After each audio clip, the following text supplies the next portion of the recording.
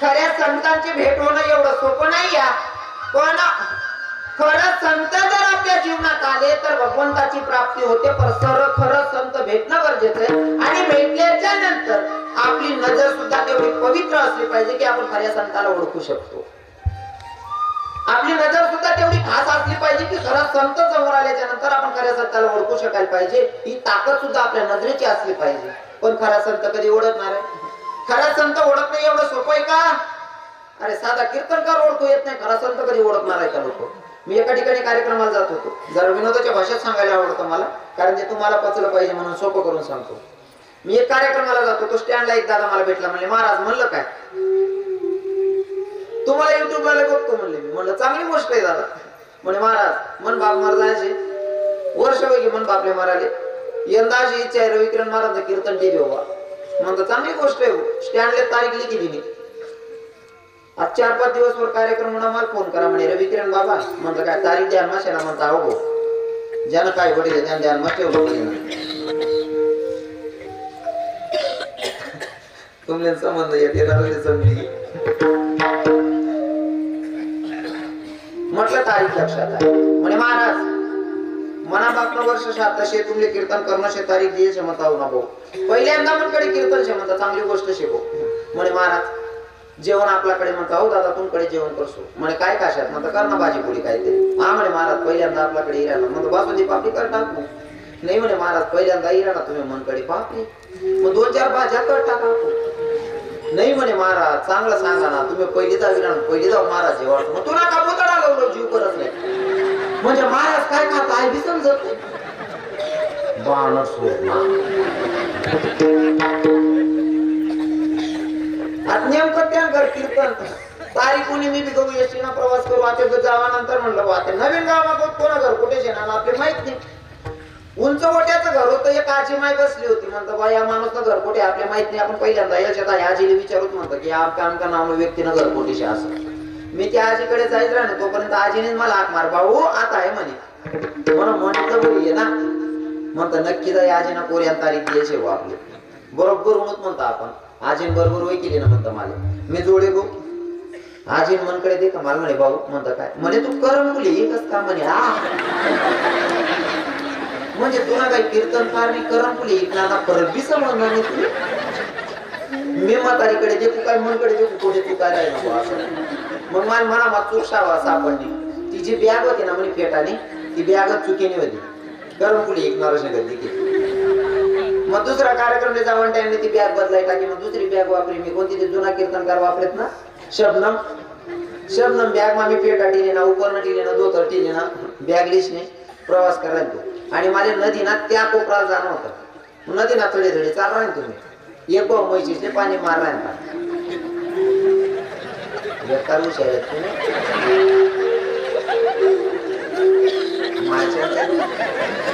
लगेच समजी घ्या. तो भाऊ म्हैशीचे पाणी मारणार तर त्याने माल देत म्हणे हे भाऊ म्हणता शिला रे तुका माल म्हशी बाजार समजेला. मला फक्त एवढ्यासाठी सांगायचंय विनोद वजा करा. आता विनोद वजा करा. मला हे सांगायचंय जर का आपल्याकडनं एक कीर्तनकार ओळखू येत नाही काकाश्री तर खरा संत कधी ओळखणार आहे? खरा संत कधी ओळखणार आहे? अजून सांगू का? तुम्ही युट्यूबला ऐकायचे पण हवा पण घरी नका मला सांगावं वाटस. कोरोना दुसरा लॉकडाऊन ना टाइमले छोटा मोठा कार्यक्रम चालू झाला होता. पण त्या कार्यक्रमास मग गाड्या बिड्या काही जाऊ देत नाही. मग बसना प्रवास करणार होता. भाऊ मला दोंडाचा ते पारोडाला म्हणून जस नाही ऐकेल त्याचे समजी पारोडाला उतरून 5 वाजे जायला होता. एसटी अलाउन्स करणारा काका बसला होता. म्हणलं काका मला भडगाव जायचंय गाडी आहे का? म्हणे महाराज 5च्या नंतर भडगाव जायला गाडीच नाही. मग म्हणे प्रायव्हेट गाड्या लागतात तिथं जावं लागेल. आता मी नेमकाच म्हणलं काका मलाही माहिती नाही कुठं लागतात गाड्या. तो काका एवढा भारी व्यक्ती होता. त्या काकांनी मला सांगितलं म्हणले महाराज मी सोडतो तुम्हाला. बरोबर जटे गाड्या लागतेस ना भडगाव गाड्या तर आधी सोडा मला. तो गाडीवाला जोडे गो त्या म्हणतं कार भाऊ हाय गाडी कवय बरी? म्हणे महाराज हाय गाडी 15 शिट्या लागतात. म्हणतं कितला टाइम लागेल? म्हणे ते काय सांगता येत नाही. म्हणतं भाऊ मी किती आहे? म्हणे तुम्ही पहिला आहेत अजून 14 वाटत नशी. म्हणजे मग 1-1.5 तास 2 तास पक्का शेत म्हणता. पण एक विश्वास होता भले लेट का नाही ना कीर्तनले पोहोची जासू भाऊ, एक आत्मविश्वास होता. आता ती गाडी मग गरम होईल तर मी तरी दुकान येत ना साईड मग दुकान नाही वट्टावर जाई बसून जेव. मी वट्टावर बसलो तू पण कोरोना मा ना नियम चालू करायला होता. तोंडले मास्क, हाताला सॅनिटायझर असा नियम होता. मग म्हणा मास्क असत राहे ना मागला पेटाला असं ना हे कापड सोडेल राहे म्हणा आणि ते मागलं कापड आहे ना तोंडले असं बांधेल राहे म्हणा तोंड असं बांधेल होतं. मन म्हणा टेन्शन मग बसायला गाडी कवर निघेन असं. आणि बरोबर 5:15 वाजेला कॉलेज सुटी जायला होती. कॉलेजना तरुण पोर येऊ ना म्हणा तोंड बिन बांधेल देखो एकने जान पण तो एकले म्हणे हो पोर काय भारी बसेल.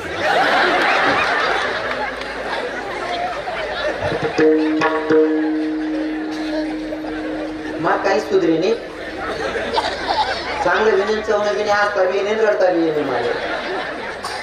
पण आहे ना नवीन नवीन म्हणी कशी ती वय आता अनुभव घ्या माझी या गोष्टीच नवीन नवीन गरज आहे रडत बसू मी. पण आता इथला अनुभव घ्या आता काही वाटत नाही. मला ते सांगायला की काही वाटत नाही. कारण आहे ना 2-4% किडा पाडणार आहे ज्या चांगले नगरमध्ये देखणार आहेत. आपली घरमाच एक ताई मला सांगतात म्हणजे महाराज आमचे घरचे लोक असं म्हणतात की आपल्याकडे कार्यक्रमाला कीर्तनकार महाराज नाही साक्षात कृष्ण भगवंत आलेले आहेत. ही पण नजर आहे लोकांची बघायची. जशी दृष्टी तशी सृष्टी दिसते नाही का. नेमकं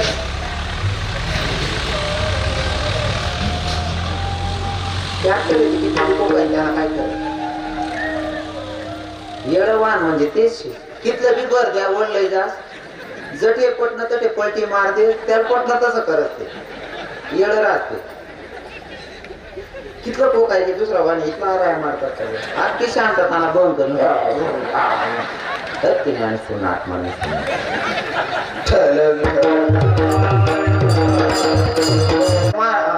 पोर काय बारीशे म्हणे.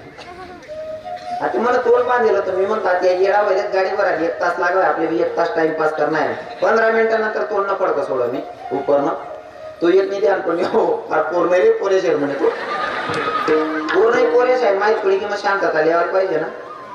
तरी सुद्धा तो तिसरा सांगस का रे हा दिकस असा रासा असाव काय करत असेल काय करत असेल तुले काय काम पडावशी. पण लोक जे नको त्या गोष्टीच मग खेळा पाडांसवं काही का करे ना तो कपाशी गाड्यावर पडायला जा नाही का मला. पण लोक जे नको त्या गोष्टीच इन्क्वायरी करांसवं हा काय करत असेल. मग अजून 2.5 तास आपला पण मग मी थोडं गाणं गुणगुणायलो फक्त त्याचे येडं करासाठी. गाण्याचे बोल असे होते हे हरी लगबग माझ्या रायाची लगबग माझ्या देवाची गडगडी दायाची अनवाडी घुंगराची आली तोरल्या वायाची गाडी घुंगराची आली वायाची गाडी घुंगराची आली तोरल्या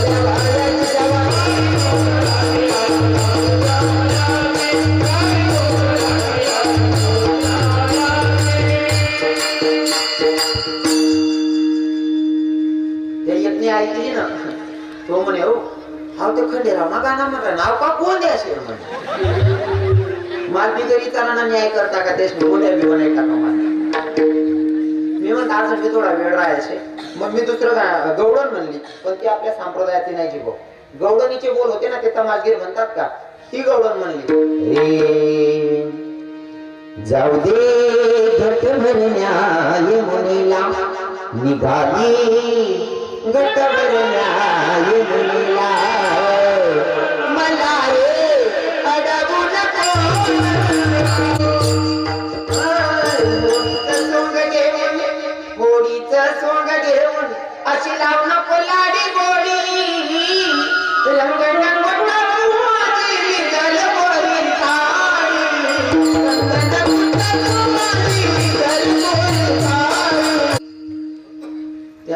एक म्हणे अवघावते तर तण्या गवडणी म्हण राहिना म्हणे तमासा म्हणे माव का तमासा वाला शेव म्हणजे सांगायचं एवढं फिरून कशासाठी तर एक साधारण कीर्तनकार ओळखू येत नाही तर खरा संत ओळखू येणार आहे. जरी कीर्तनकार ओळखू येत नाही विनोद वजा करायचा बरं का. हा मला जरा विनोदाच्या शैलीतून सांगायला पटवायला आवडतं म्हणून मी जरा विनोद करतो.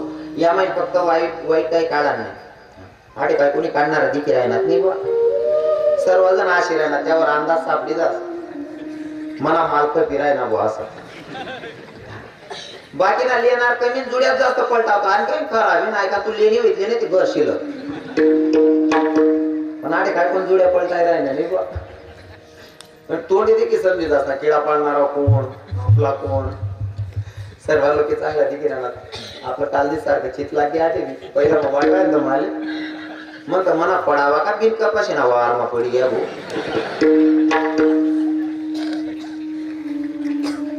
मस्त वेगळे नाही वेगळे मस्त मेंढ्या दर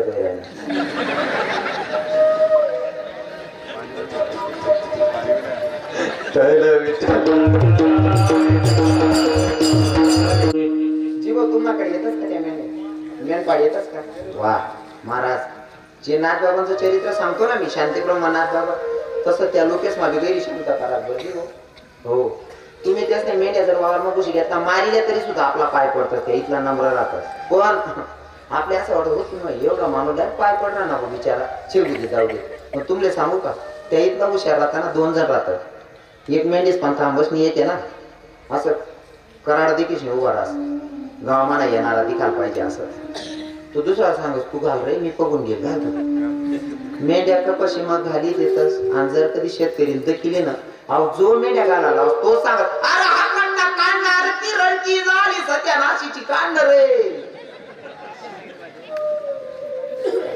तुम्ही मारा का जोडा अरे बाबू नको रे त्या पाया पडते नको रे इतका नंबर नाही का लक्ष्मीसाठी करावं लागतं रे बाकी काय नाही इतका नंबर लागत असते लोक हा आणि आज आपल्याला तसं सेवा पहिला मग खरंच वाट राहील का मला इथलं सोनं लागलं पहिला मग कथा बसेल होता म्हणता आज काय उत्पन्न निघाव नाही आपलं टाळवी पुढे जायला म्हणता अरे बरी काढी बा जागा समाधान वाटायला सवय अशी पड जायला ना अशी बरगत पीक दकान सवय पड जाय असे हा आणि ते वातावरण बनी घे काय सांगत होतो मी जर का साधारण कीर्तनकार ओळखू येत नाही तर खरा संत कधी ओळखणार आहेत आणि खरा संत जर आपल्या जीवनात आला खरा संत जीवनात आल्याच्या नंतर त्याच्या पायी लोटांगण घातल्याच्या नंतर आपला बेनिफिट काय आहे महाराज सांगतात अभंगाच्या प्रथम चरण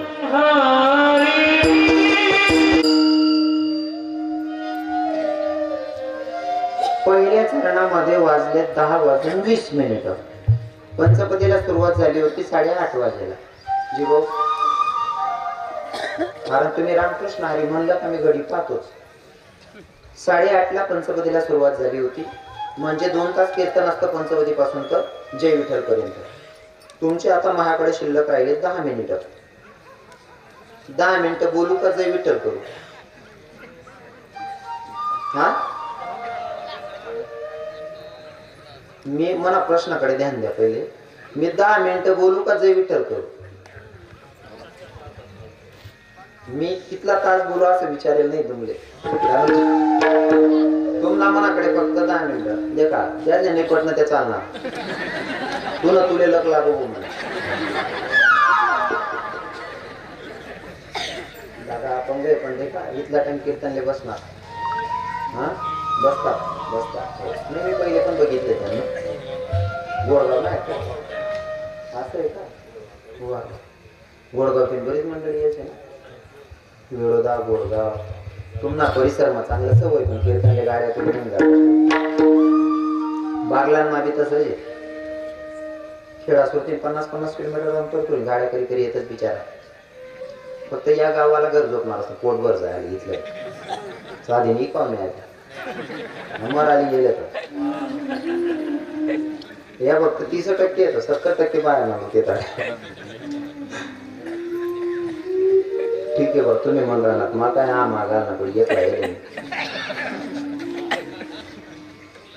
पहिल्या चरणावर आपले 10:30 वाजलेले असं समजा तुमच्या माझ्याकडे शिल्लक राहिले 10 मिनिटं मी 10 नाही 15-20 मिनिटं बोलेल फक्त कोणी जागा सोडायची नाही सोडणार नाही ना जागा उठपाय कोणी करणार नाही ना मग ऐका जर भगवंताची प्राप्ती करून घ्यायची असेल तर अगोदर आपल्याला संतांच्या पैलोटांगण घालावं लागेल काय माहितीये का जर तुम्हाला आमदाराला भेटायचं असेल तर अगोदर पीएला भेटावं लागतं जोपर्यंत पीएची भेट होत नाही तोपर्यंत आमदाराची आपली भेट होत नाही जर का तुम्हाला प्रिन्सिपलला भेटायचं असेल तर शिपाई काकाला भेटावं लागतं. जोपर्यंत शिपाई काकाची भेट होत नाही तोपर्यंत प्रिन्सिपल भेटत नाही. जर मोठ्या डॉक्टरांना भेटायचं असेल तर अगोदर कंपाऊंडर काकांना भेटावं लागतं, तर मोठ्या डॉक्टरांना भेटता येतं. त्याप्रमाणे जर जगाच्या मालकाची गाठ भेट करायची असेल तर कोणीतरी मध्यस्थी असलं पाहिजे आणि ते संत असले पाहिजे, ते पण लेवलचे असले पाहिजे. आणि तसे संत जर भेटले, त्यांच्या पायी लोटांगण घातल्याच्या नंतर, त्यांच्या चरणाला लागल्याच्या नंतर भगवंताची प्राप्ती होती असं नाथबाबा सांगतात. हरी प्राप्तीशी उपाय धरावे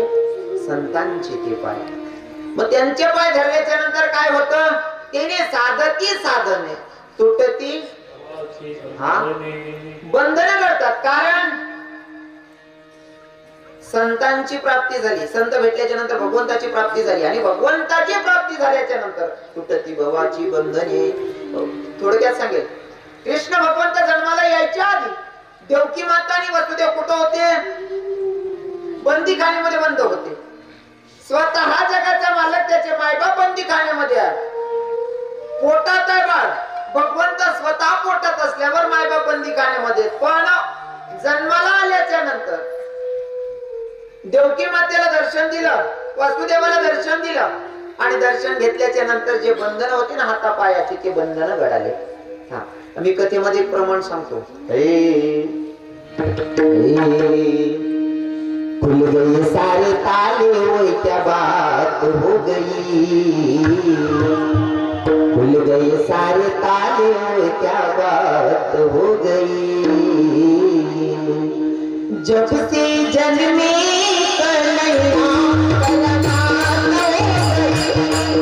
क्या बात हो गई, जब से जन्मे कन्हैया करामात हो गई, जब से जन्मे कन्हैया करामात हो गई. काय झालं? हातापायात बंधन होती महाराज, वेड्या होत्या. पण जेव्हा भगवंताचं दर्शन झालं, जगाच्या मालकाचं दर्शन झालं, हातापायाची बंधनं घडाली. कधी घडाली? तेव्हा भगवंताचं दर्शन झालं. जोपर्यंत भगवंताचं दर्शन होत नाही तोपर्यंत आपले बंधन जात नाही. हा, मग देवाचं दर्शन झालं, तुटती. साधकांनी सांगितलं, नाथबाबा तुम्ही म्हणता तुमच्या शब्दावर विश्वास कसा ठेवायचा? तुम्ही सांगताय तुमच्या शब्दावर विश्वास कसा ठेवायचा? जर कोर्टात केस टाकली तर एका पुराव्यावर केस जिंकता येत नाही, कमीत कमी 2-3 पुरावे असले पाहिजे. नाथबाबा म्हणतात, भैया मी सांगतोय ना, माझ्यावर विश्वास नसेल ना, माझ्यावर विश्वास नाही ना, मग अरे आपली वेद वाचा, वेद सुद्धा